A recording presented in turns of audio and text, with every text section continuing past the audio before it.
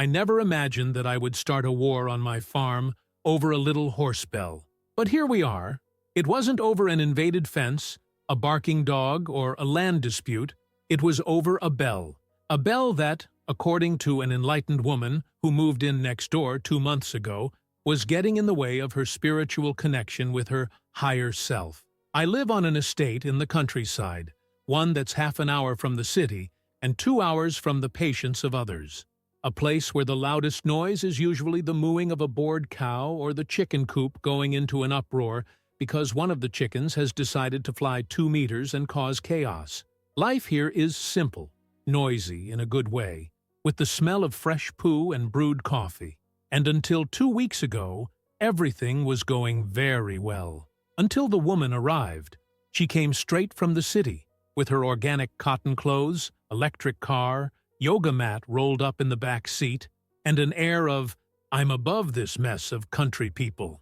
Her plot was small, barely enough to plant a decent vegetable garden, but she made it look like she was moving into a Zen temple. The first thing she set up was a meditation area in the backyard, with stones positioned in a circle, incense sticks that stank of bus station toilets, and a fabric tent that looked like something out of an alternative music festival. At first, I thought it was funny.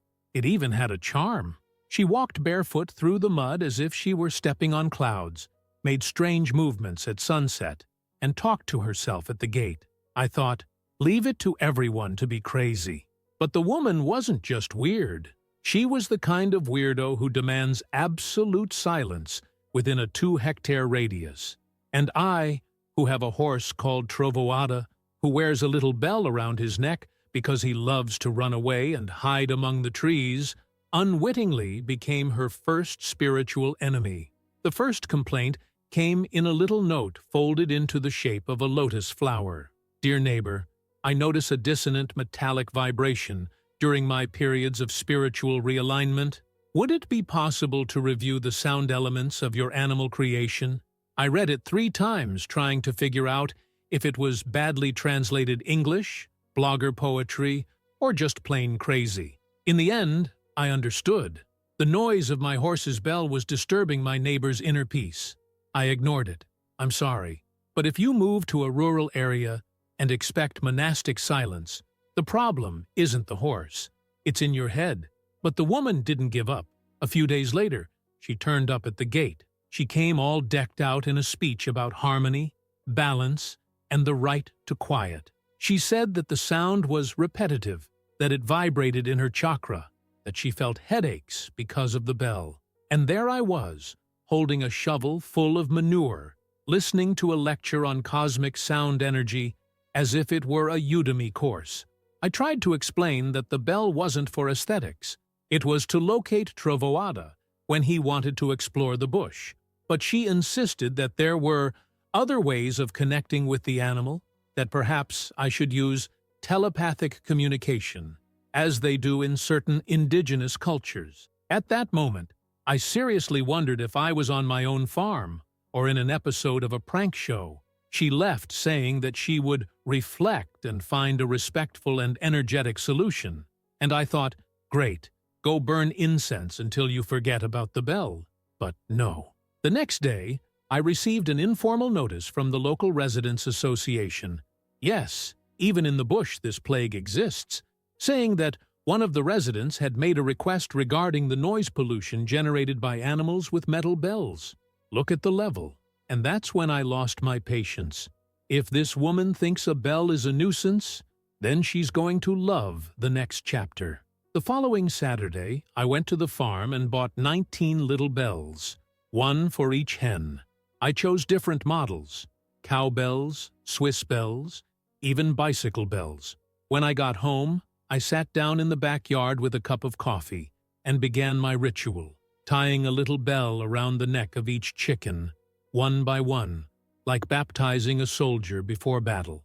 Some were a little confused at first, others loved it, and started parading around as if they'd been given new jewelry. By the end of the afternoon, my yard sounded like a chaotic symphony, chickens walking around, clucking, and the sound of bells blending into a concert of despair for any soul sensitive to dissonant metallic vibration. And what about me? I was sitting on the balcony, smiling, with Trovoada grazing beside me, and the chickens shining in the sun, with their little bells tinkling non-stop. The next morning, I heard the first explosion. Not a bomb, but an outburst. And what this woman did afterwards is simply the height of delirium. The morning after the official installation of the loudest bell choir in the countryside, I woke up with a slight pain in my cheeks from smiling so much the day before. I opened the window, the sun had barely risen, and I could already hear the rural orchestra in action. One chicken ran after another, and the sound of the bells echoed as if a group of elves had started a mystical rave. Trovoada, my horse, was grazing with his original bell, the one at the center of the trouble, completely at peace, unaware that he had become a symbol of resistance. From a distance, in the direction of the woman's house, I noticed a strange movement, shadows coming and going, cloth flying, a dense cloud of smoke coming from the balcony. For a moment, I thought the house was on fire, but then it hit me. It was incense. A lot of incense. It looked like she was trying to exercise her own backyard after the chicken show. Later, while I was mending a fence that the wind had blown down, the woman appeared again. Not through the fence, not with flowers, not with a little note folded in origami. She came marching down the dirt path, barefoot, with her feet covered in mud, as if this gave more credibility to the outburst she was about to stage. On her shoulder, a leather bag with a mandala symbol. On her face, the look of someone whose third eye has been gouged out by a bell. She stopped in front of my fence, planted both feet like someone summoning a storm, and threw the phrase at me that I'll never forget. "You've contaminated the vibrational field." It took me a while to process. I repeated it mentally. Contaminated the field. The vibrational field. I kept looking at her face, trying to understand whether this was experimental theater or a real outbreak. And she continued, pointing at the chicken coop. "They don't sleep anymore. I don't sleep anymore. I can feel the metallic frequencies going through my skull. My plants are wilting. My aura is heavy." At that moment, I could only laugh. It wasn't out of malice, I swear. It was reflex. That laugh that comes when you're taken by surprise by something so absurd that your brain decides that the only possible reaction is to laugh so you don't fall hard on the floor. She didn't find it funny. That's obvious. She took a step forward and tried to formally accuse me, as if she were in an esoteric courtroom. "You're sabotaging my spiritual evolution.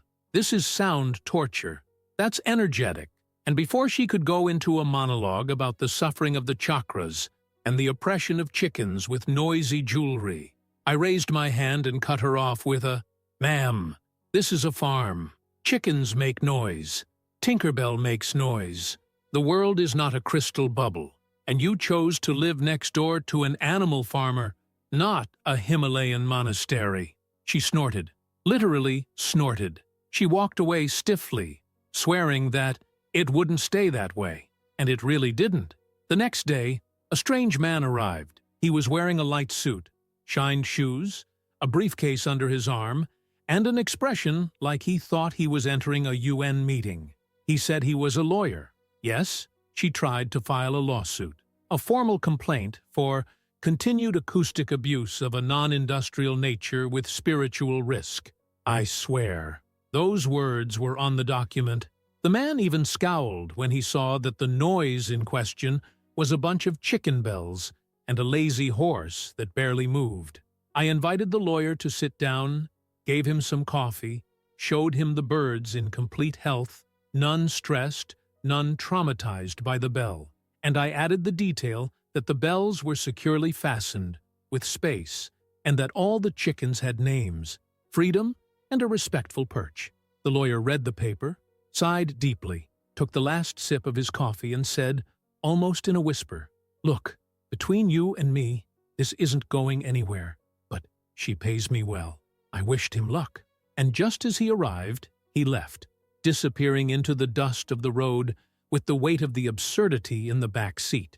From then on, she started an informal boycott, She tried to convince the few neighbors to avoid my place. She stopped talking to anyone who had contact with me. A week later, I learned that she had organized an energy wheel with the only 3 residents who still supported her to protect the energy perimeter of her land. All this while, my chickens continued to parade around with their little bells, as if nothing had happened. The pinnacle was when, one Sunday morning, she put up a wooden sign in front of her house, handwritten, "Zone of Silence, High Frequency Inactivity, Respect the Sacred." Some people thought it was beautiful. I thought it was another attempt to provoke me, to play the vibrational martyr, to win a war that only existed in her head. By the following week, it was as if the little bell's conflict had become routine. The chickens were more confident than ever, walking around the yard with that triumphant clucking as if they knew they were at the center of a sound war. Trovoada, the horse, no longer cared about the bell around his neck. He had practically become a symbol of rural resistance, grazing with the calm of someone who knows he's a nuisance and is proud of it. But even with the calm on this side of the fence, the woman was far from accepting defeat. She wasn't the type to back down. She was the type to double down even when she had lost everything. And when I say everything, I mean judgment. On Tuesday, it started subtly. I was in the chicken coop changing the water when I heard a different sound coming from her land. A low, constant, somewhat muffled noise. At first, I thought it was construction work, someone installing something. But after a few minutes, I realized it was music, a low, repetitive sound, like that Tibetan chant you hear on YouTube videos when you search for meditation to awaken the spirit. Only at the last volume. She had set up speakers, 2 huge ones, directly facing my property, and she broadcast that repetitive electronic mantra 24 hours a day. It wasn't ordinary meditation music, more like sound torture with a mystical stamp. It was so loud that even the chickens were confused. They stood still, staring at nothing, as if they had been abducted. Even Trovoada became restless, which is rare. He circled the tree 3 times and let out a neigh that, if I were to interpret it, meant something between "what is this" and "this woman is crazy." On Wednesday, I realized that the sound was continuous, programmed. She had set up an automatic sound system plugged in with an endless playlist of 432 Hz frequency vibrations, interspersed with recordings of herself saying words like expansion, flow, and transcendence. It was as if she had set up a pirate radio station of spiritual insanity with a focus on sonic revenge. I tried to ignore it. I turned on the water pump, put on my headphones, even left the tractor running for a while to see if it would muffle it, but nothing could overcome that low mantra that seemed to penetrate the brain. It was no longer about the bells. Now it was personal. She wanted to win through exhaustion, to turn my rural peace into a permanent, transcendental rave. On Thursday, I called the town hall. I asked about decibel limits in rural areas, about disturbing the peace, about the possibility of banning a spiritual invasion disguised as a sound system. The answer was vague. You could try filing a police report. Good. Because nothing says victory like going to the police station to report a neighbor for playing mantras too loudly. I went to the town's police station. I explained everything to the policeman, who looked at me as if he was trying to decide whether to laugh or commit me. He wrote everything down with the calm of someone who has seen everything, except that. In the end, he gave me a piece of paper, stamped it, wished me good luck, and recommended that I try to talk to him before going into anything more serious. I went home, paper in hand, and the mantra still echoing. When I arrived, I had the brilliant idea of doing what anyone would do in a moment of desperation. I took my old battery radio, put it on the wall, and turned it on in AM mode, tuned to anything. The hiss of the radio, mixed with a country soccer narrator, created a sound so bizarre that, for a moment, it rivaled mantras. It was like watching 2 wizards fighting over territory with sound spells. But she reacted. Of course she did.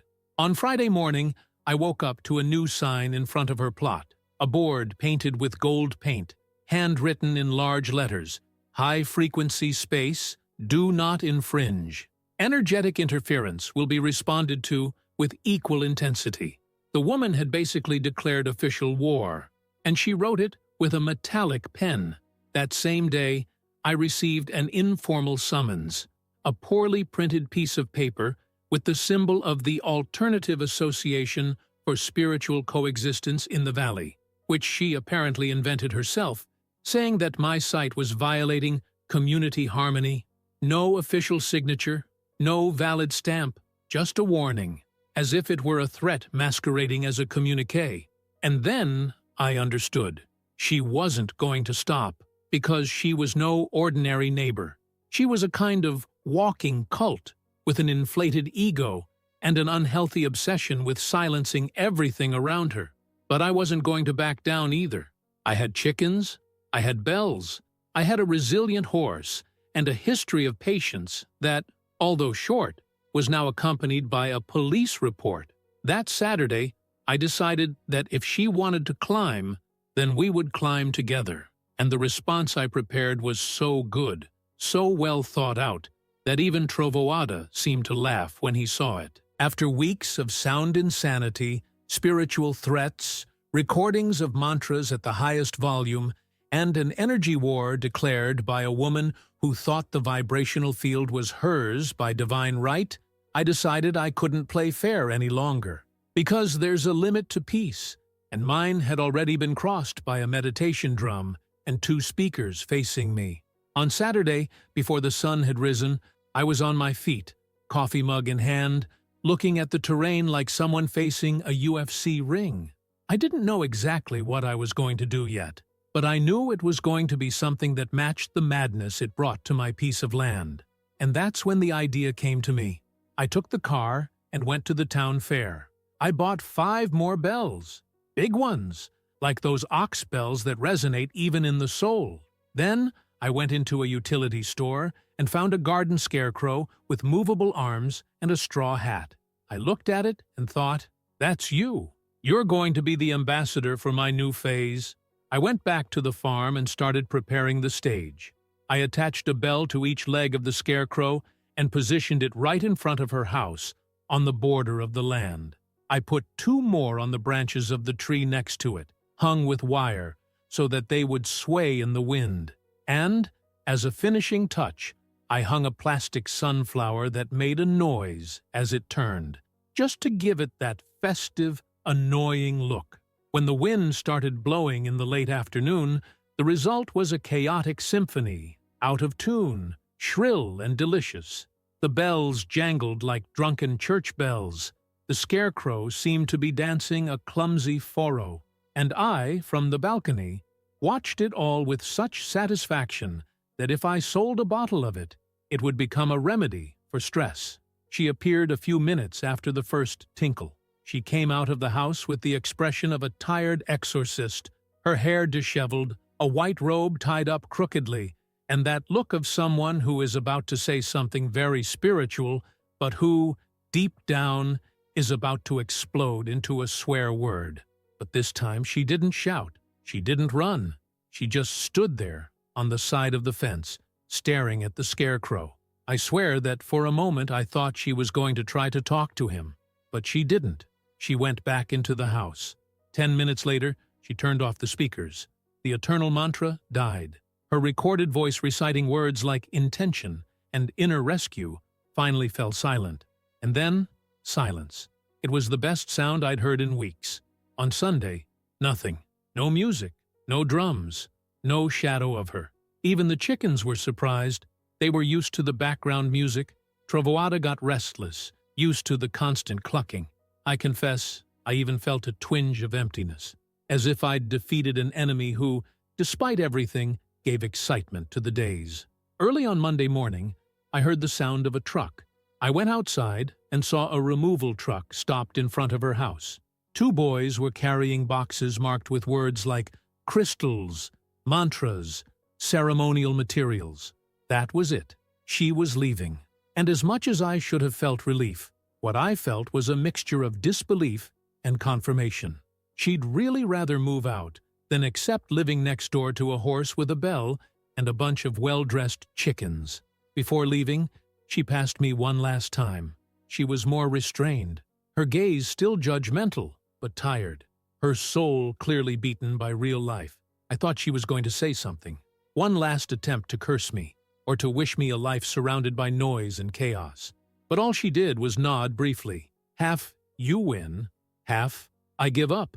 And so she left, taking with her her incense sticks, her unregulated chakras, and her war against the basic nature of the field. The scarecrow stayed. Today he is called Edmundo, and he still shakes his little bells when the wind gets stronger. The chickens continue to parade as if they were models on the countryside catwalk. Trovoada got a new, bigger bell, because he deserves it. And me? I'm still here, quietly, in peace, knowing that if anyone wants to pick a fight with me over natural country noise, they'll have to be prepared to listen to an off-key choir of sinister chickens, a stubborn horse, and a scarecrow with a conductor's complex. If her spiritual peace was so fragile that a bell could bring it down, then she was in the wrong place from the start. And if one day she comes back, well, Edmundo is already waiting, and he doesn't disappoint. Don't forget to leave your like and comment below.